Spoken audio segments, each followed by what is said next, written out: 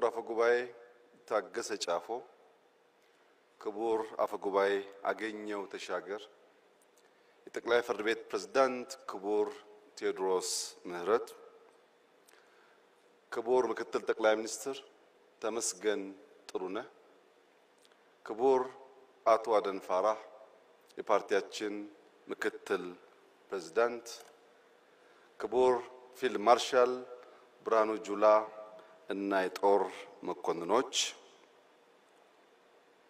የተከበራችሁ የሁሉም ክልል ርዕሳነ መስተዳድሮች፣ ሚኒስትሮች፣ የሃይማኖት አባቶች፣ በዚህ ስፍራ የተገኛችሁ ተጋባዦች በሙሉ ከሁሉ አስቀድሜ 2017 በብዙ ድል፣ በብዙ መከናወን፣ በብዙ ስኬት ላሸጋገረን በጠራ ሐሳቤ ላይ መጪውን ጊዜ በተስፋ እንድንጓዝ ለረዳን ፈጣሪያችን ምስጋና እንዳቀርብ ይፈቀድልኝ። በብዙ የተረዳን፣ በብዙ የታገዝን፣ ብዙ መከናወን ያየን ሰዎች ከስኬት በኋላ በምስጋና የሚገባውን ለፈጣሪ መስጠት እጅግ አስፈላጊ ልምምድ ስለሆነ እንደኔ ያለ እድለኛ ሰው ደጋግሞ ፈጣሪውን ሲያመሰግን እናንተም ብትተባበሩት አይከፋም።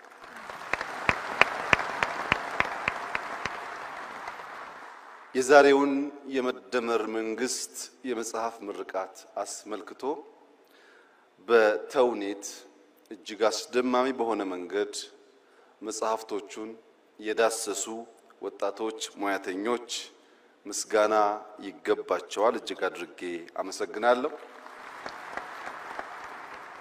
ታዳጊ ህፃናት በሰርከስ በውቁ እና ሀገር ወዳዱ ድምፃዊ ነዋይ ደበበ ታግዘው ላቀረቡልን ሰርከስ እሱንም እነሱንም ማመስገን እፈልጋለሁ። ዶክተር እዝራንም እንደዚሁ ማመስገን እፈልጋለሁ። ዶክተር ፍጹም፣ ዶክተር ዮሴፍ፣ አቶ ጌታቸው፣ አቶ ዘሪሁን እንዲሁም ዶክተር ዳኛቸው እጅግ አስደማሚ በሆነ መንገድ ስለ መጽሐፉ ያላቸውን ምልከታ በግልጽ ቋንቋ እና እጅግ አስተማሪ በሆነ መንገድ ማቅረብ ስለቻሉ በግሌ እጅግ የተደመምኩ መሆኔን እየገለጽኩ እነሱንም ማመስገን እፈልጋለሁ።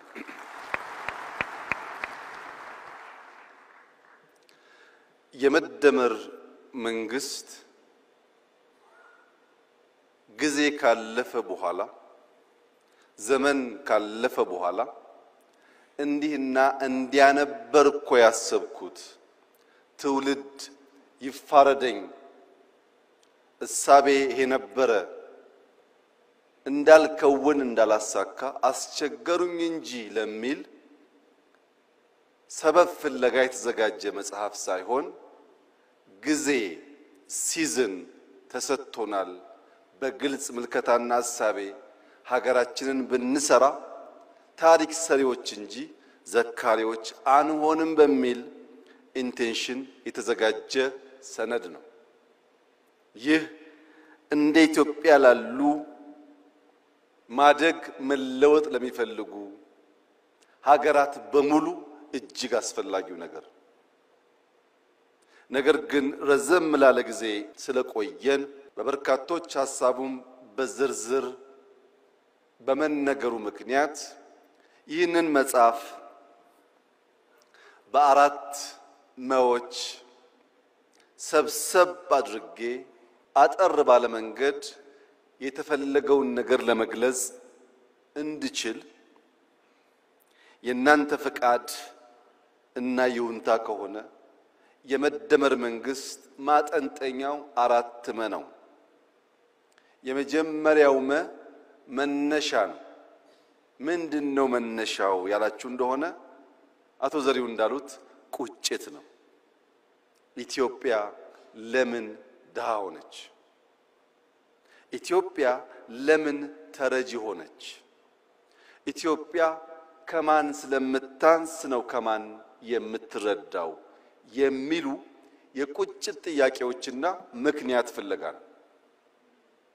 አሳማኝ ምክንያት ከተገኘለት ሊያጽናና ሊያስተኛ ይችላል።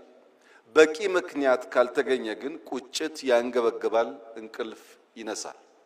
ለምን ኢትዮጵያ ለምን ደህየች ሲባል በዓለም ላይ ብቸኛው ድሃ ሀገር ኢትዮጵያ ስለሆነች አይደለም። ብዙ ድሃ ሀገር ናችሁ ተብለው የተቀበሉ ሀገሮች አሉ። የኢትዮጵያ የሚያንገበግበው ምድረ ቀደምት መሆኗን እኛ ብቻ ሳንሆን ዓለም የሚያምን የሚጨበት ታሪክ ያላት ሀገር መሆኗ፣ ምድረ ቀደምት መሆኗ፣ ረቂቅ መሆኗ፣ ግዙፍ መሆኗ፣ በርካታ ህዝብ ያላት ወጣት ህዝቦች ያላት ሀገር መሆኗ፣ ጀግኖች ደፋሮች ለህይወታቸው የማይሳሱ በረጅም ጊዜ ውስጥ ቢለካ ጀግነታቸው ያልነጠፈ ህዝቦች መኖሪያ መሆኗ፣ ኢትዮጵያን የመሰለ ለፈጣሪ የቀረበ አኩሪ ታሪክ ያለው የነጻነት ገድል ያለው ብዙ ህዝብ በተፈጥሮ የታደለ በኪነ ህንጻ በባህል በታሪክ ምንም የሚያሳፍር ነገር የሌለው ህዝብ እንዴት ድሃ ሆነ? እንዴትስ ለማኝ ሆነ ብሎ መጠየቅ ያስፈልጋል።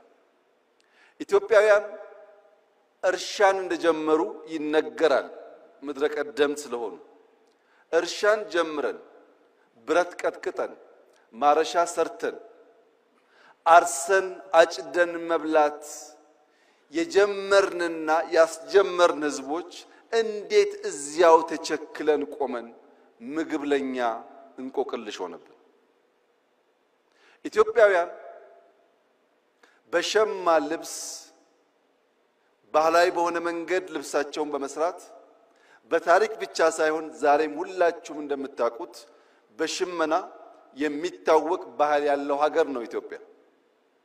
ሸምነን መልበስ የቻልን ሽመናን ያስተማርን ኢትዮጵያውያን እንዴት ልብሳችንን ማምረት አቅቶን ልብስ ከውጭ የምንሸምት ሆን? በባህል መድኃኒት በሁላችሁም ቤት ጓዳ እንደሚታወቀው ለብዙ ችግሮች መድኃኒት ቅጠል በበጠስ መቀመም መፈወስ የሚችል ታሪክና ባህል ያላት ኢትዮጵያ እንዴት መድኃኒት ማምረት ተሳናት? ምንም እንጥፍጣፊ እርሾ ባይኖር ብንደህይ ባልገረመ ነበር።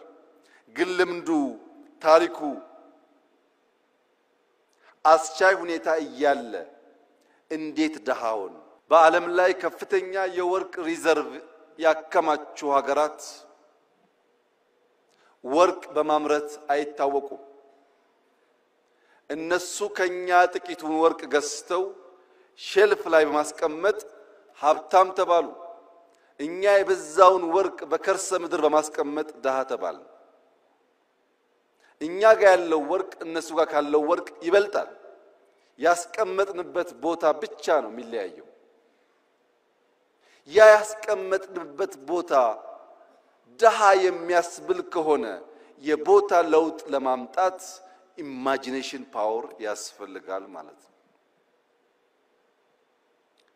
የተሰጠንን ደህንነት መቀበል ብቻ ሳይሆን የቦታ ለውጥ አድርጎ መስተካከል ያስፈልጋል እና አንደኛው ወደ ኋላ የሚያስጉዘው ቁጭት ነው። ሁለተኛው ቅናት ነው። የመንፈስ ቅናት። ሌሎች እንዴት ዘመኑ? እንንትና ወርቅ የላቸው፣ የሚታረስ መሬት የላቸው፣ ከኛ የላቀ ፖፑሌሽን የላቸው። ከኛ በምን ልቀው እነሱ ዘመኑ? እኛስ በምን አንሰን ደህይተን ቀረን የሚል ቅናት ለዚህ መነሾ የኋልዮሽ የመደመር መንግስት ሲጓዝ ስብራቱ የትገጠመን የትጋነው ያለፉን የትጋነው ስናንቀላፋ እነሱ የቀደሙን እኛ የቀረነው ብሎ የታለፍንበትን ዘመናት ወደ ኋላ ለመፈተሽ ይሞክራል። በዚህ መነሾ ውስጥና የኋልዮሽ ጉዞ የመደመር መንግስት የተገነዘባቸው አንኳር እሳቤዎች አንደኛ የተዛቡ ጥያቄዎች ናቸው። በትክክል አለመጠየቅ ትክክለኛ ምላሽ እንዳናገኝ ስለሚያደርገን። ሁለተኛ ለተዛባው ጥያቄ አፍራሽ የለውጥ ሂደት መከተላችን። ጥያቄያችን ስሁት ነው፣ ለዚያ የምንሰጠው ምላሽ ደግሞ አፍራሽ ነው። የኛ ብቃት የኛ የለውጥ አራማጅነት የሚለካው ትናንትናን በመናድ ትናንትናን በማፍረስ እንጂ የጎደለ ሞልተን የላቀ የተሻለ አሸጋግሮ በመስጠት አልነበረም። የመደመር መንግስት ያልተሄደበትን መንገድ መጓዝ ይመርጣል። ይህን ለማሳየት መነሾውን ለመገንዘብ ህዳሴና ሱዳን በቂ አስተማሪ ምሳሌ መሆን ይችላሉ።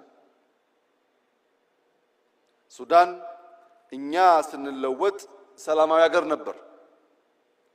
ከኛ ለውጥ በኋላ የሱዳን ለውጥ እኛ ለማገዝ እንደሞከርነው ከሞላ ጎደል ሰላማዊ ነበር። ነገር ግን የተዛባ ጥያቄ ሲነሳና ምላሹ ማፍረስ ሲሆን ዛሬ ሱዳን ቀድሞ በልጆቿ የገነባችውን የካርቱም ኢንተርናሽናል ኤርፖርት እንዳልነበር አድርጋዋለች። 10 ሚሊዮን ገደማ የሚጠጋ ህዝብ የሚኖርበት የካርቱም ከተማ ያን ህዝብ መሸከም የማይችል ከተማ ሆኗል። ለምን? የተከተሉት የመረጡት መንገድ አፍራሽነት። እኛ ደግሞ እጅግ የገዘፈ በገንዘብም በሐሳብም በአሰራርም የሚገስፈውን ህዳሴ ከነስብራቱ ነበር የተቀበልነው። በነገራችን ላይ ሰሞኑን ህዳሴን በሚመለከት ማን ሰራው፣ እንዴት ሰራው፣ የማን ድርሻ ስንት ፐርሰንት ይሆናል የሚል ጉዳይ በእጅጉ አከራካሪ ሆኖ ቆይቷል። ለምን? ስለጨረስ ነው።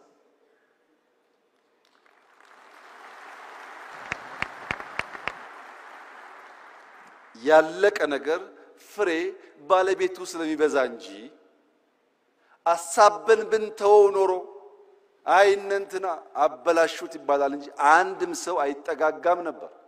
አሁንስ ተሳክቷል። ስኬት ባለቤቷ ብዙ ነው። ብዙዎች ይፈልጓታል፣ ይሻሙባታል። የመደመር መንግስት በእንዲህ ባለው ጊዜ የሚመርጠው መንገድ ተሳክቷል። የስኬት ባለቤት እናንተ ሆኑ ነው።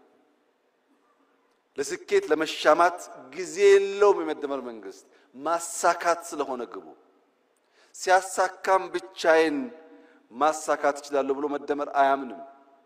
የብቸኝነት ጉድለት ስላለ ኢትዮጵያውያን በሚችሉት ሁሉ ተደምረው ያሳኩት የመላ የኢትዮጵያውያን ገድልና ድል እንጂ የአንድ መንግስት የአንድ ሰው የአንድ ግለሰብ አይደለም። ለዚህ ነው ሐውልቱ ላይ መላ ኢትዮጵያን በሚወክል መልኩ የብዙዎቹን ምስለ ቅርጽ የያዘ ሐውልት መገንባት ያስፈልገበት ምክንያት ህዳሴ የመላ ኢትዮጵያውያን ብቻ ሳይሆን የኢትዮጵያ ወዳጆችም ጭምር የኩራት ምንጭ ስለሆነ ሽሚያው የወለደው ድል ስለሆነ አሳክተን በድል ላይ መሻማት የተሻለ ስለሆነ አሳበን ከመተው የነበረውን ጭቅጭቅ ድምዳሜ እንዲያገኝ እኔ በግሌ ህዳሴን በሚመለከት ከመላው ኢትዮጵያውያን አንጻር የነበረኝ ሚና ኢሚንት እና በጣም ትንሹ ስለሆነ አትጨቃጨቁ፣ ድሉ የእናንተ ነው፣ ህዳሴ ግን የጋራችን ነው ማለት እወዳለሁ። አንደኛው የመጀመሪያው መነሻ ነው። ይሄንን የመደመር መንግስት የኋልዮሽ ተጉዞ ከዳሰሰ በኋላ መዳረሻውን ደግሞ ይተልማል። ደህንነትን መጸየፍ ብቻ ሳይሆን ብልጽግናን ይመኛል። እዚህ ጋር ያለው ዋናው ቁልፍ ጉዳይ መዳረሻችን ላይ ምኞት ነው ወይስ ፍላጎት ነው ያለው? ባዶ ምኞት ከሆነ ትጋት የሌለበት ምኞት ከሆነ በንድፍ ያልታገዘ በተቋም ያልታገዘ ምኞት ከሆነ ምኞት ደግነቱ ቦግልም ነው። ዛሬ እንመኛለን፣ ነገ እንረሳለን። የመደመር መንግስት ከምኞት ይሻገራል፣ ፍላጎት ነው። በግልጽ ራዕይ የነጠረ መቼ ምን ብናሳካ የት ልንደርስ እንደምንችል የሚያመላክት የኢትዮጵያን ሁለንተናዊ ብልጽግና የሚፈልግ ብቻ ሳይሆን እንደሚቻል የሚያምን ነው። ይህ ፍላጎት የመፈጸም ብቃት እንዳለን ሳያረጋግጥ አይነሳም። በዚህ ጽሑፍ ላይ ቀደም ሲል ሪቪው ያደረጉ ወንድሞቼ እንዳነሱት ዕውቀት በሁለት መንገድ ሊገኝ ይችላል። አንደኛው በኢንፎርሜሽን በመስማት በማንበብ በመጠየቅ ዕውቀት ሊገኝ ይችላል። ሁለተኛው የዕውቀት ማግኛ መንገድ ግን የተግባር ልምምድ ነው። የዚህ መጽሐፍ ውጤት ከሰማነው ካነበብነው ብቻ ሳይሆን በተግባር ስንሞክር ካየነው ውጣውረድም ጭምር ስለሆነ ብዙዎች የሚማሩበት የሚያሳድጉት የበለጸገች ኢትዮጵያ ለማየት የሚተጉበት እንደሚሆን ጥርጥር የለውም። የመፈጸም ብቃታችንን በብዙ መንገድ አይተናል። የኛ መሻት የምትመስል ሀገር ሳይሆን የምትመሰል ሀገር መፍጠር ነው።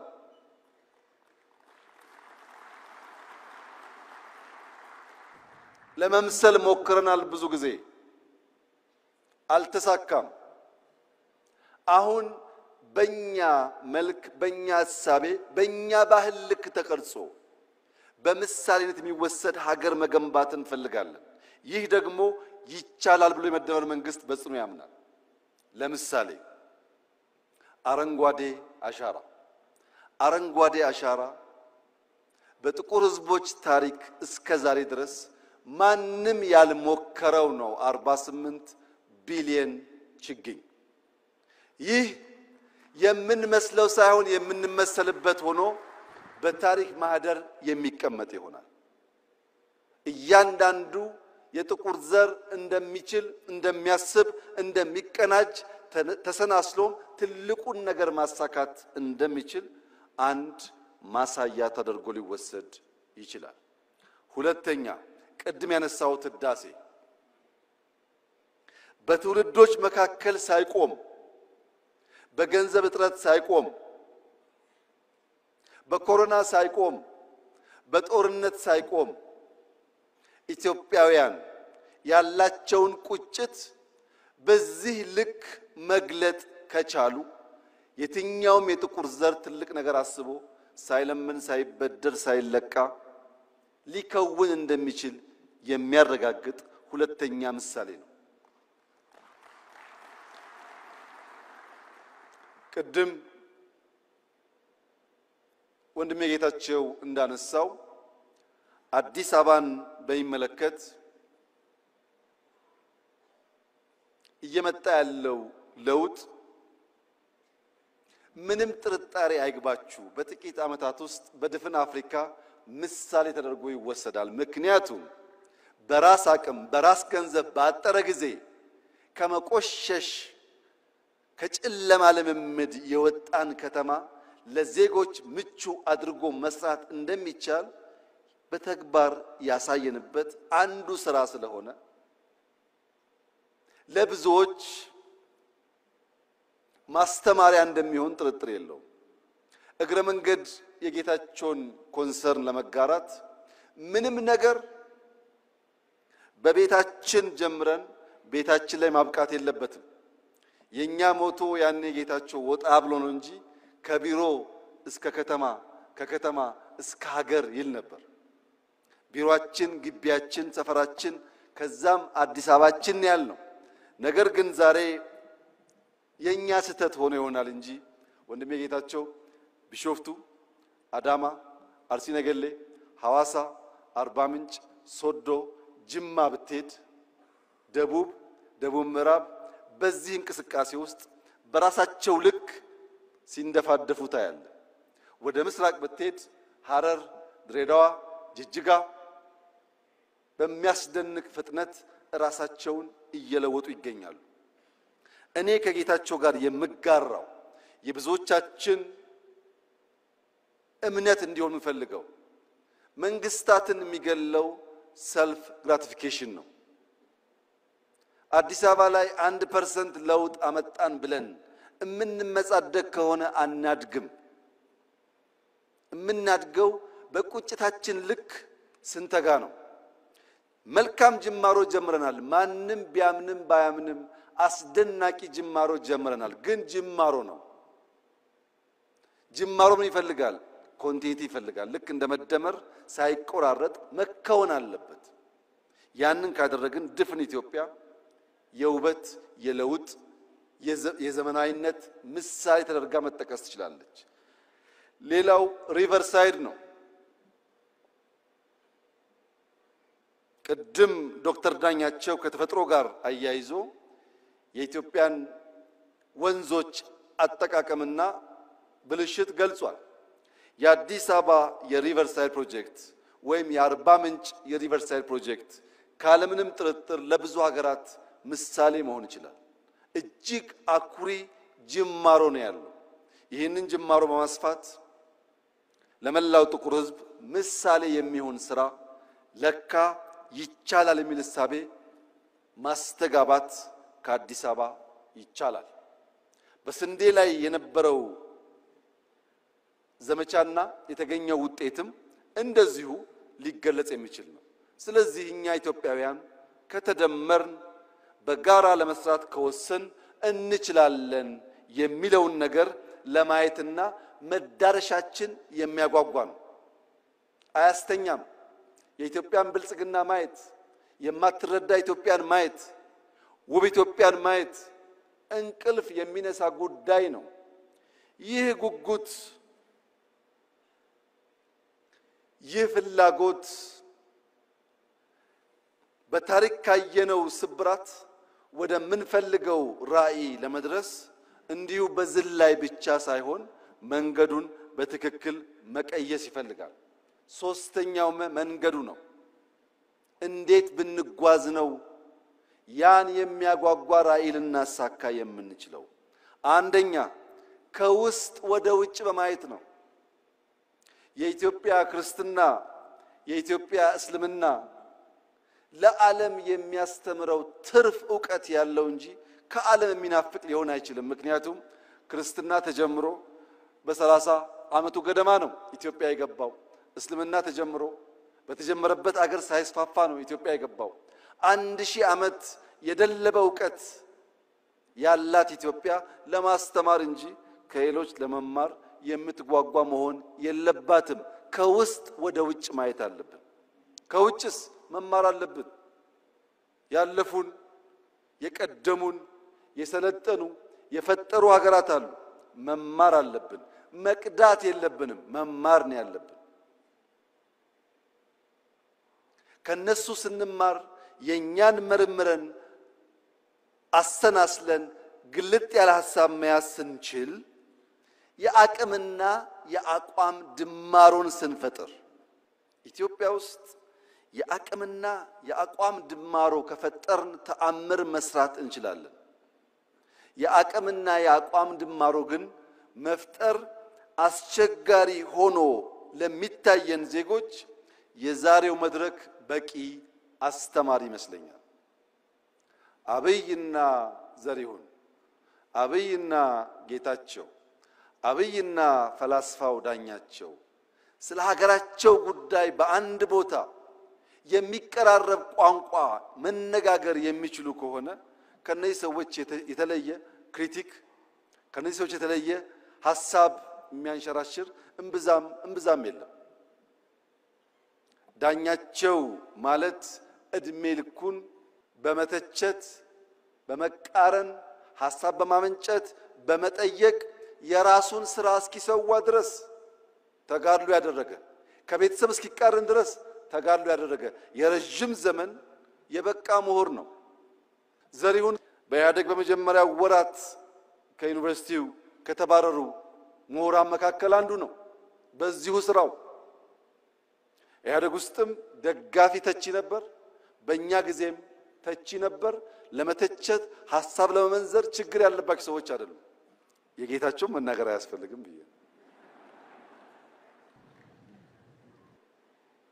ከነዚህ ሰዎች የተሻለ የደረጃ ሐሳብ ይዞ በኢትዮጵያ ናሽናል ኢንትረስት ላይ የሚታገል ብዙ ሰው አላየውም። ለሁላችንም ኢትዮጵያ ትበቃለች። ምን ደመረው በአንድ ጭንቅላት ለማሰብ አይደለም፣ ስለ አንድ ሀገር ለማሰብ ነው። የምንደመረው በአንድ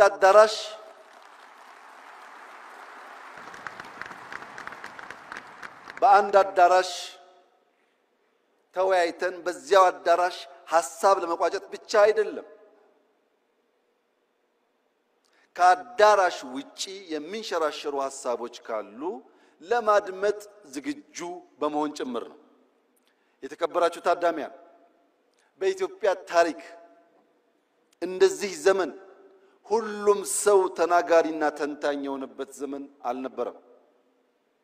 አንዳንዴ ለቀደሙት መንግስታት ሳስብ እንደዛሬ ፌስቡክ፣ እንደዛሬ ዩቲዩብ፣ እንደዛሬ ዝም ብሎ መናገር ቢቻል ኖሮ ምን ያደርጉ ነበር እያልኩ ፈራለሁ።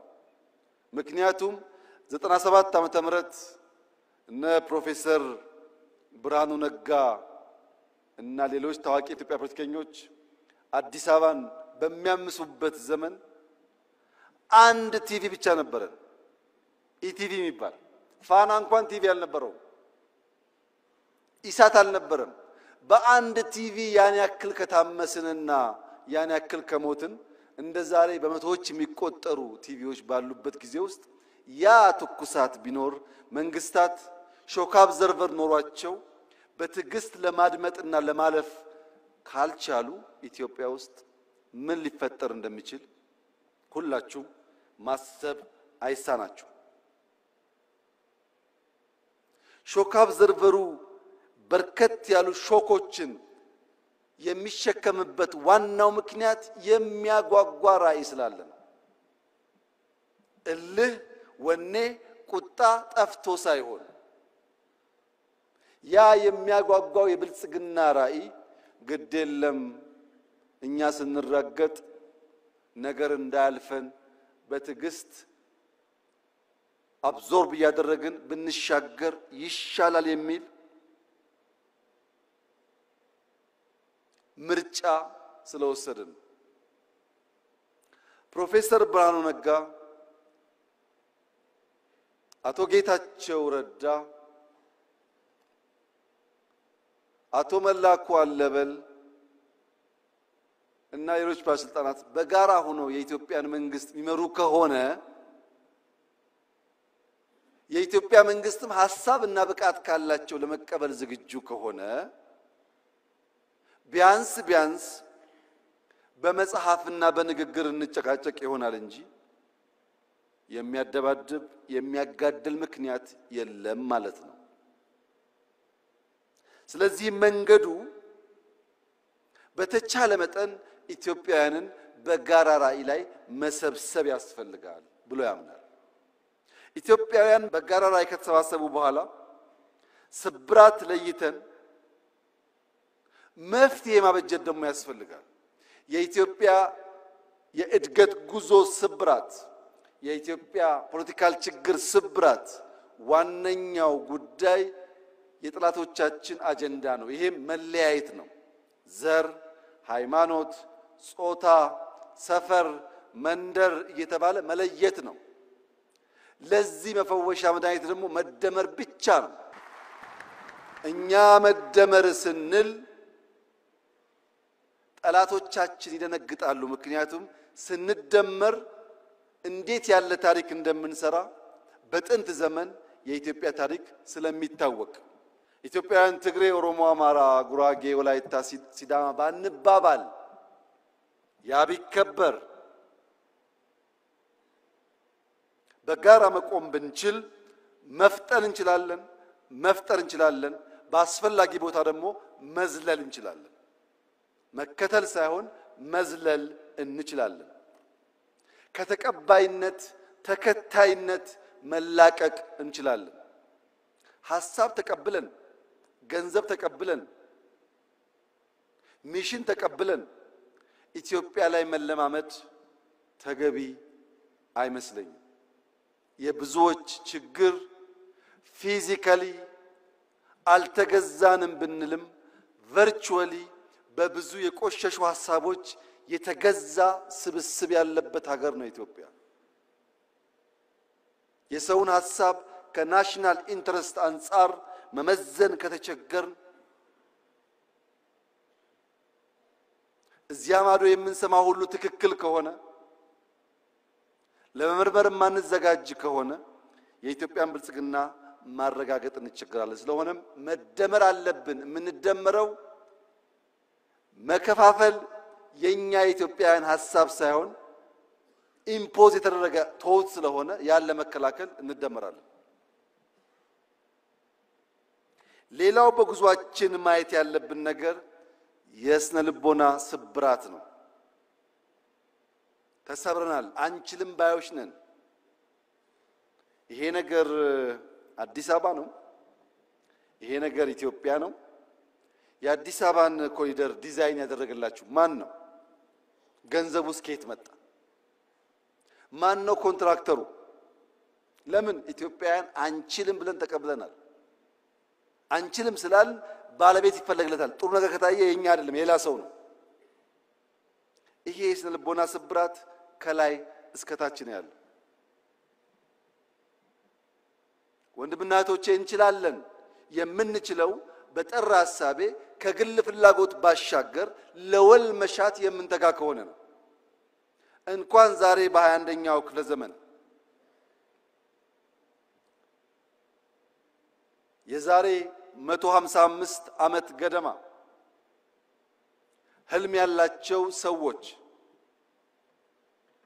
በምዕራብና በምስራቅ መካከል ያለን ጋሬጣ፣ ያለን ተራራ፣ ያለን መሰናክል አፍርሰው ድልድይ ለማድረግ ወሰኑ።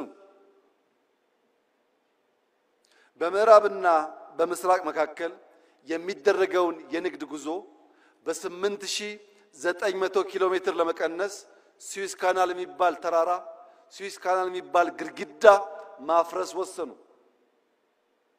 ስዊስ ካናል 193 ገደማ ኪሎ ሜትር ነው። ያን ሲወስኑ እንደዛሬ በቂ ማሽን አልነበረም። እንደዛሬ የሚመች የኮንስትራክሽን አቅም አልነበረም። ብዙዎች ሞተዋል ያን ለማሳካት። ሲያልቅ ግን 8900 ኪሎ ሜትር የ10 ቀን ጉዞ በምዕራብና በምስራቅ የዓለማችን ክፍል አሳጥሯል። ለምን? ንግድ ወሳኝ ነው። ለንግድ የሚመች መንገድም ወሳኝ ነው። በኢትዮጵያና በህንድ መካከል ድልድይ እንጂ ዳገት አልነበረም በታሪካችን። ለዚህም ባህላችን በርካታ ነገሮቻችን ይተሳሰራሉ። ዛሬ የኛ የሆነውን ቀይ ባህር መልሶ ለመጠየቅ የሚሰጋ የሚጠራጠር ትውልድ መፈጠሩ የስነ ልቦና ስብራት አካል ነው። አንችልም ብሎ ነው የሚያስበው። እኔ ላረጋግጥላችሁ ወዳለው ኢትዮጵያ ትችላለች። የዛሬ 155 ዓመት ስዊስ ካናል በጀግኖች ልጆቻቸው መስዋዕትነት ያሳኩ ሰዎች ዛሬ እፎይ ብለው በአመት በትንሹ 10 ቢሊዮን ዶላር ላፍ ያደርጋሉ። ስዊስ ካናል ሲሰራ እዚህ ኢትዮጵያ ውስጥ ወይም ደቡብ አፍሪካ ወይም ናይጄሪያ የሞቱ ሰዎች ነበሩ። ሰው ይወለዳል ይሞታል፣ ግን ታሪክ የላቸው። ስዊስ ካናል ሲሰራ እየሰሩ በሐሩር ምክንያት፣ በምግብ እጥረት ምክንያት፣ በመድኃኒት እጥረት ምክንያት የሞቱ ሰዎች ግን ዛሬም ታሪካቸው ሕያው ነው። ከእና ከናንተ መካከል የማይሞት ኢተርናል ላይፍ የሚጎናጸፍ አንድ ሰው የለም። እኔም እናንተም ሟቾች ነን። የማይሞት ታሪክ ሰርቶ የሞተ ሰው ለዘላለም ስሙ በትውልድ መካከል የሚተላለፍ ስለሚሆን ኢትዮጵያን የሚያክል ሀገር ኢንካፕሱሌትድ ሆና ለልጆቻችን መሸጋገር አለበት ብሎ ማመን ተገቢ ሐሳብ አይደለም። ተገቢ ሐሳብ አይደለም። ይሄን ለማሳካት ውጊያ፣ ግጭት ያስፈልጋል ብለን አናምንም። ለዚህም ነው ለ5 ዓመታት ስንለማመጥ የነበረው። አሁንም በሰላም በዓለም ሕግ መሰረት ኢትዮጵያን ከዘጋት በርና ድሃ ካስባላት መጠሪያዋ መገላገል አለባት ብለን ስለምናምን በየትኛው መድረክ ከኢትዮጵያ ጋር በሰላማዊ መንገድ ለመነጋገር የሚፈቅድ አካል ካለ እጃችን ከምን ጊዜውም በላይ የተዘረጋ ነው። ነገር ግን ኢትዮጵያ የጂኦግራፊ እስረኛ ሆኗ ለዘላለም ትኖራለች ብሎ የሚያስብ ኢትዮጵያዊ ካለ እርሱ የሞተ ነው። ሰላም ታስቀድማለች፣ ደህንነትን ትፋለማለች፣ መውጫ መግቢያ በሯን ታበጃለች። ይህ አይቀሬ ጉዳይ መሆኑን ተገንዝበው ወንድም እህቶቻችን በፈጠነ ጊዜ ለድርድር ራሳቸውን ዝግጁ እንዲያደርጉ ማድረግ ነው። ይሄ መንገድ የአቅምና የአቋም ድማሮ ስለሚያመጣ የአቅምና የአቋም ድማሮ ሲፈጠር ደግሞ የኔ ህልም ፓርላማው ለምስራቅ አፍሪካ ወንድሞቻችን ይሄን ያክል ቢሊዮን ይበቃል፣ ይሄን ያክል አይበቃም ብሎ በጀት ላይ መከራከር የሚጀምርበትን ጊዜ ማየት ፈልጋለሁ። ኢትዮጵያ ማገዝ አለባት። ልክ ሌሎች እኛን ለማገዝ ተከራክረው እንደሚወስኑት እኛም ወንድሞቻችንን ለማገዝ በግልጽ ህግና ስርዓት ተከትለን ተወያይተን ገንዘብ አሎኬት አድርገን ወንድሞቻችን የምናገዝ መሆን አለብን። ያ እንዲሆን ደግሞ አራተኛው ማ ያስፈልጋል። መንግስት ማለት በዓለም ላይ ከተፈጠሩ ነገሮች ሁሉ የሚበልጠው ትልቁ ፈጠራ ማለት ነው። ኒውክሌር ሳይንስ አይደለም፣ ስፔስ ሳይንስ አይደለም፣ አርቲፊሻል ኢንተለጀንስ አይደለም። ትልቁ ፈጠራ መንግስትን መፍጠር ነው። አልበርት አንስታይን E=mc² ያለውን ቀመር መንግስት አልቦ በሆነ ሁኔታ ውስጥ ቢቀምረው ታቅፎት ይቀር ነበር። ያን ፈጠራ ያን ህልም እውን ያደረገው መንግስት ነው።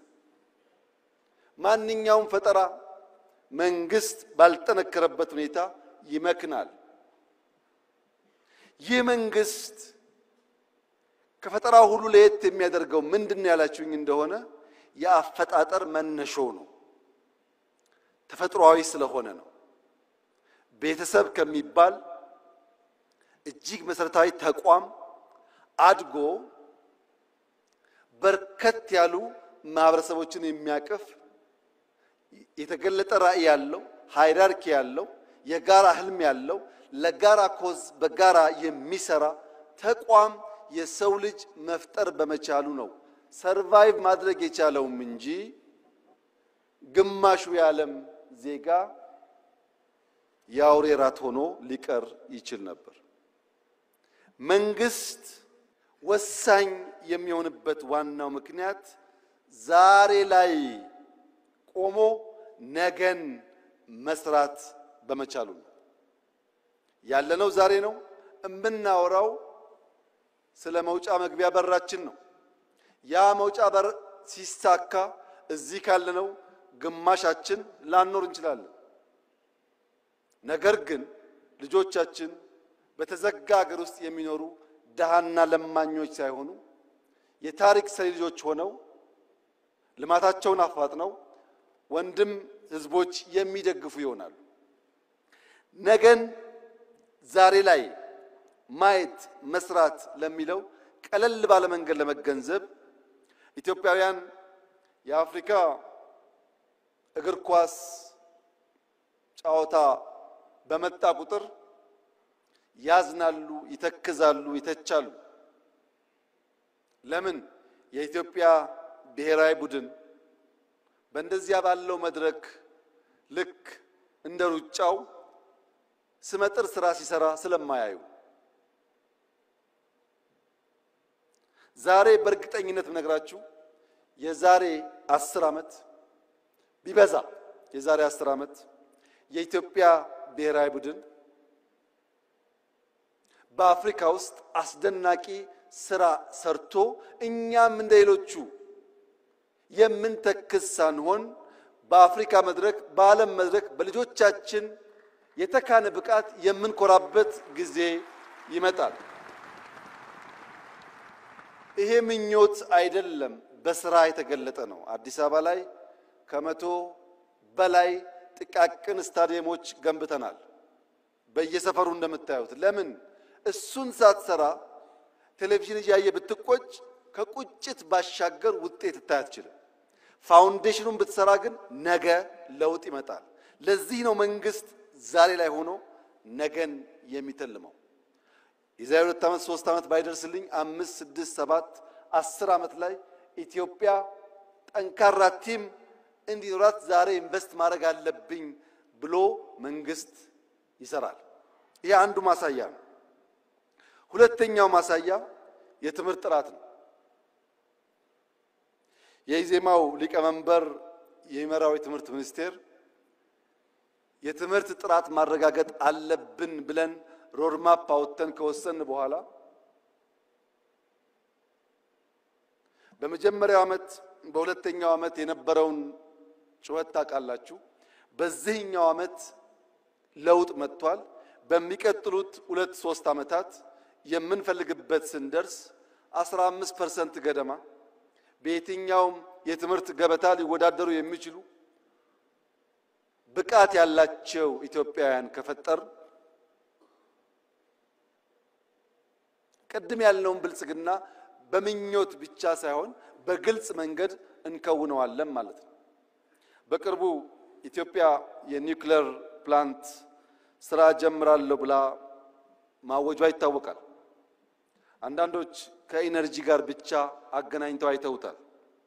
እዚህ ያላችሁ ሰዎች መገንዘብ ያለባችሁ በኒውክሌር ቴክኖሎጂ ላይ ኢትዮጵያ መስራት ስትጀምር የሕክምና ሳይንስ ያድጋል፣ ፕሪሲሽን ፋርሚንግ ያድጋል፣ የውሃ አጠቃቀም ያድጋል።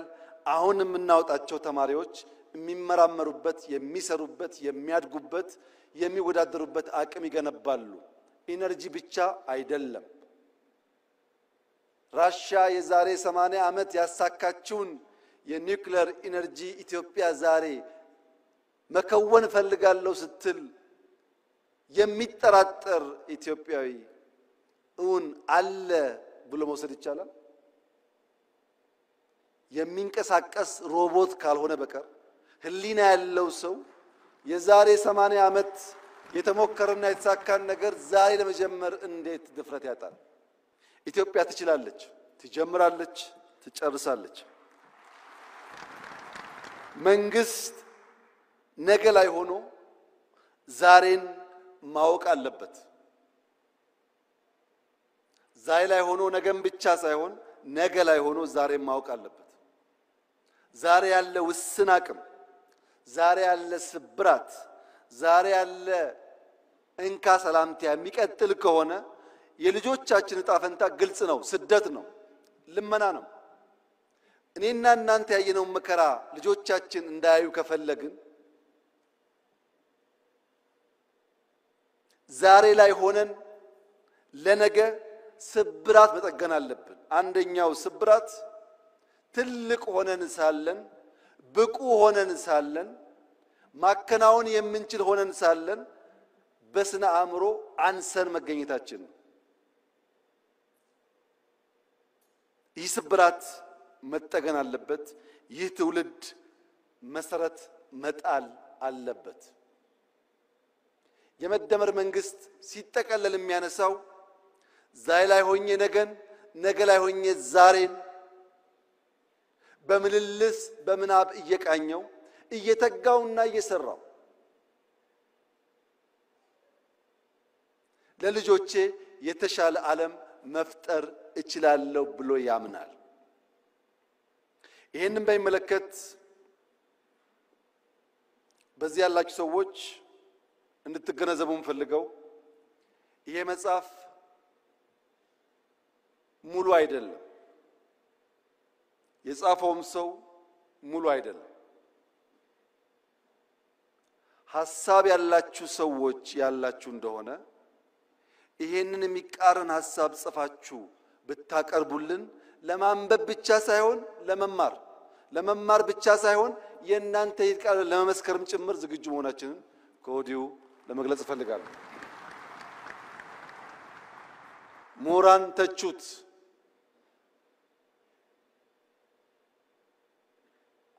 በተቃረነ መንገድ ሐሳብ ማፍለቅ የሚችሉ ሰዎችም አፍልቁ ነገር ግን ሐሳብ አልቦ በሆነ መንገድ እንዴትና መቼ ተጻፈ ብላችሁ የምትቸገሩ ሰዎች ቢያንስ ያልነውን እንደምንፈጽም የጀመርነውን እንደምንጨርስ የምንናገረው እንደምንጽፍ የምንጽፈው እንደምንኖር ኢትዮጵያውያን ስለሚገነዘቡ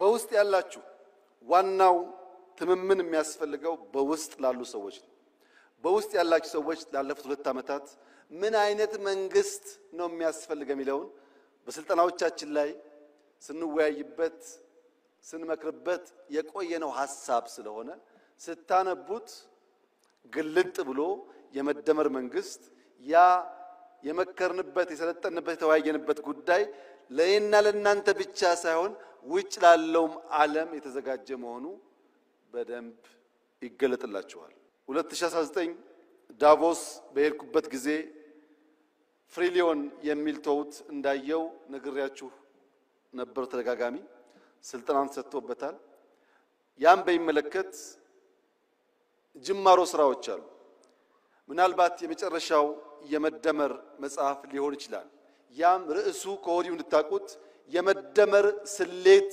በፍሪሊዮን ነው የሚለው የመደመር ስሌት ከእያንዳንዱ ሰው አንፃር እያንዳንዱ ሰው ራሱን በማካፈል ራሱን በመስጠት ከራሱ በመስጠት በዚያ ውስጥ ማትረፍን እንዴት እንደሚለማመድ የሚያሳይ ሰነድ ነው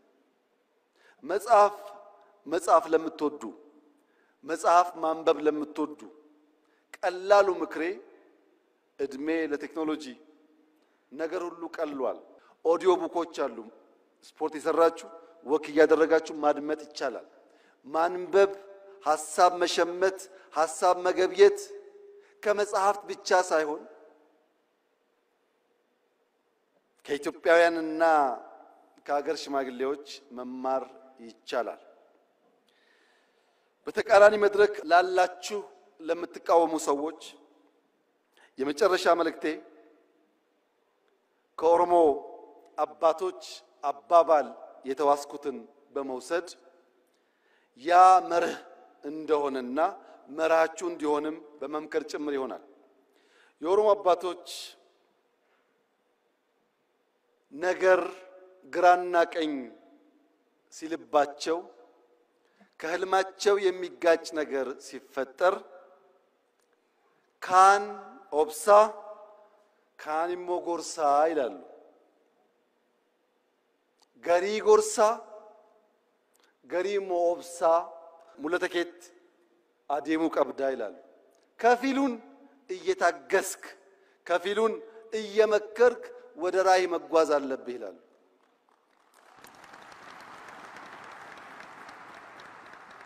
ካን ጎርሳ ካን ኦብሳ ለኔም ለእናንተም ይሰራል ህልም ካላችሁ ወደ ህልማችሁ መዘርጋት የምትፈልጉ ከሆነ ካን ኦብሳ ካን ጎርሳ ጉዞ ግን ወደፊት መሆን አለበት እጅግ አድርጌ አመሰግናለሁ